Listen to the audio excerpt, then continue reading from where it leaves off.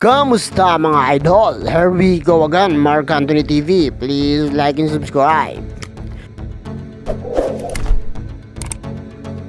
Magandang gabi sa ating lahat mga idol. Nandito na naman tayo sa ating panibagong video kung saan ay pag-uusapan natin si Mr. Chulz, king ng Brosco Bros. Dahil alam naman natin mga idol na ngayong gabi ang naganap na laban ay pinag-uusapan. Isang malupitang laban ang pinakita ng dalawang manlalaro sa taas ng ring. Pinaghandaan at alam naman natin na binuhos ang lahat ng kahusayan. Sa pag-akyat sa ring mga idol ay alam ng dalawang manlalaro kung ano ang bawal at saka hindi. Ipinaliwanag ng bagong referee na bawal sumuntok sa batok, maliban na lang pag hindi sinasadya. Magkaiba kasi ang sinadya at saka sa hindi sinasadya. Kaya naman mga idol ay excited na nga ang mga manunood sa iba't ibang panig ng bansa. Malalaman nating dihado dito si King dahil marami ang naniniwala at marami ang pumupusta kay Mr. Chulz. Hindi ko alam kung nadala lang ito sa pagiging Bisaya niya o nadala lang ito dahil kakampi niya si Boy Tapang. Ngunit mga idol, sa taas ng ring ay pinakitaan ng dalawang manlalaro na wala sa pulo ang pagiging malakas. Hindi porket Bisaya ay malakas na,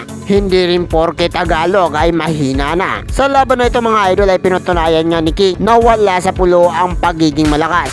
Wala sa Bisaya, wala rin sa Katagalugan. Unang round pa lang mga idol ay natalpakan na nga si Mr. Chulz. Tinamaan na ng mga sulit na suntok, malalakas na suntok na tumama sa mga panga. Sinubukan ni Mr. Chulz sa lumaban. Sinubukan niyang depensahan ang kanyang sarili, ipaglaban ng mga taong tumaya at pumusta sa kanya. Ngunit mga idol ay magkaiba rin ang lakas ni Mr. Chulz at ni King. Nakikita natin na matangkad si Mr. Chulz, medyo mapayat at pwede na rin panglaban. Samantala mga idol ay lumipat naman tayo dito kay King. Makikita natin na mababa lang si King ngunit solido ang katawan.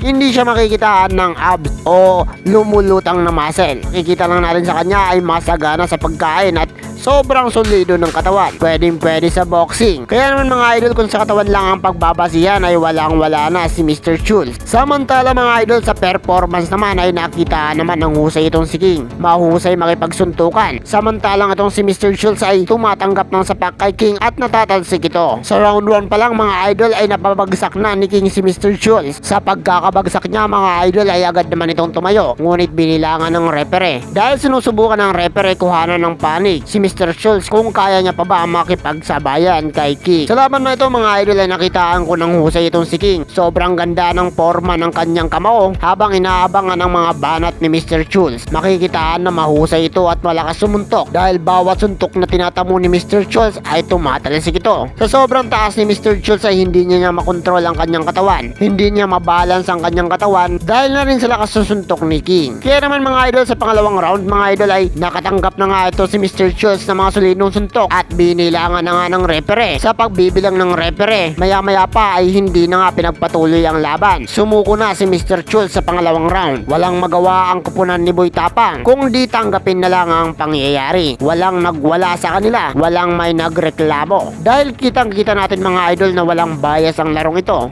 Makikita natin na dihado talaga itong si Mr. Chulz sa laban na ito. Kaya naman mga idol ay tinanghal na nga itong si King na isang kampiyon sa nasabing laban. Isang malakas ang congratulations nga kay King at tinanghal siyang kampiyon nato sa gabing ito. Hanggang dito na lang tayo mga idol, at kung nagustuhan mo ang video na ito baka pwede makahingi ng like and subscribe.